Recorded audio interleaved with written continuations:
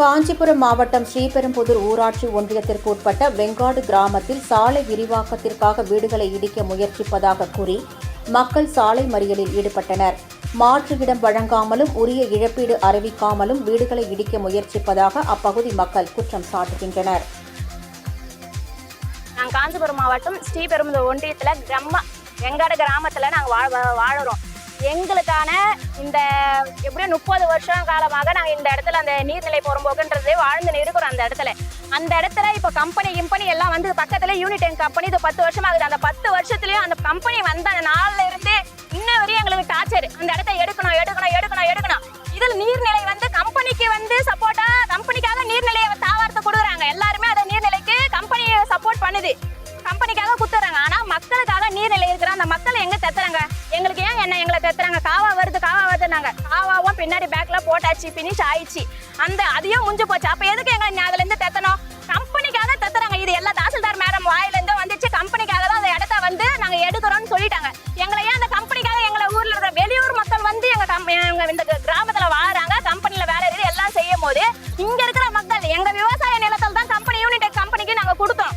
விவசாய நிலத்தை எங்க கம்பெனிகள் அந்த கம்பெனிக்கு கொடுத்துட்டு இப்ப எங்களை வெளியே தேத்துறோம். நாங்க எங்க போய் இருப்போம்? நாங்க எங்க போறது? எங்களுக்கு இந்த குறைய தீர்வு எங்களுக்கு இது பண்ணணும்னு நாங்க இந்த இடத்துல உட்காந்துக்கிறோம், பிரஸ் கூட்டுக்கிறோம், எல்லாத்தையும் எங்களுக்கு இது ஒரு விளக்கம் வேணும். இது தீர்வு கிடைக்கணும்.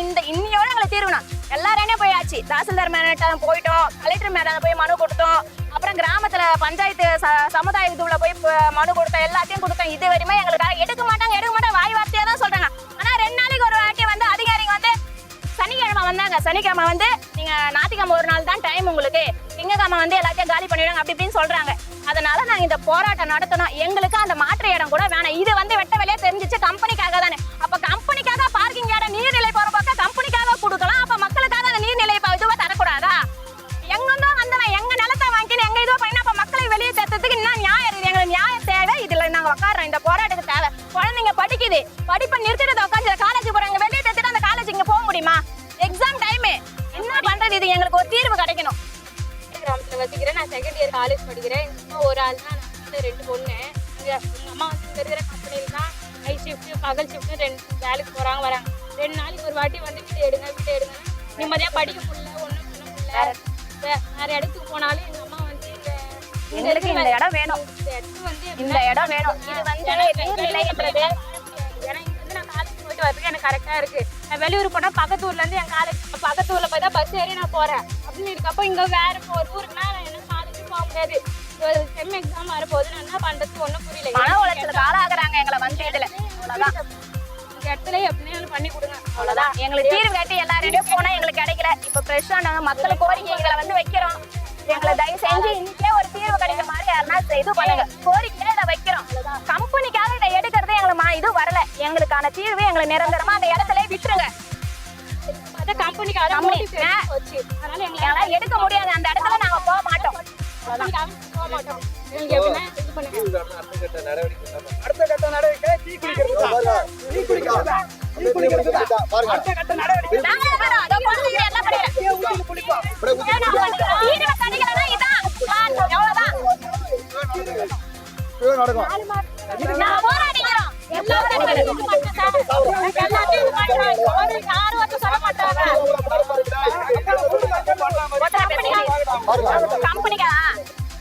கம்பெனிக்காக இவ்வளவு பாடுபடுறா.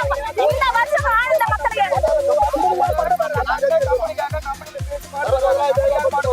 அந்த கம்பெனில இருந்து ஒரு பொல்யூஷன் வருது. அவ்வளவுதான். நாங்க அந்த நியூஸ் கூட வந்துறோம். இது 2019 அந்த கம்பெனில அவ்வளவு பொல்யூஷன் வருதுன்னு நாங்க இதே பிரஸ்ல குத்துறோம். இதுவரை அந்த கம்பெனில என்ன ஸ்டாப் பண்ணீங்க?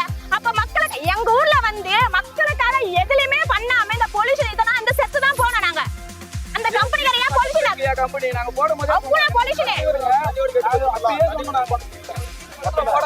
எவ்வளவு பொல்யூஷன் இதே பிரஸ் மீட்ல நாங்க குத்துறோம். அந்த வீடியோவை வச்சுக்கிறோம். நாங்க பண்றாங்க இந்த மாதிரி. ஆனா ஓட்டு போட்டுருவோம் எல்லாருமே. இத்தனை வருஷமா 30 வருஷமா அந்த வீட்டாண்ட இருக்கும்போது எல்லாருக்கும் ஓட்டு போட்டுருவோம்.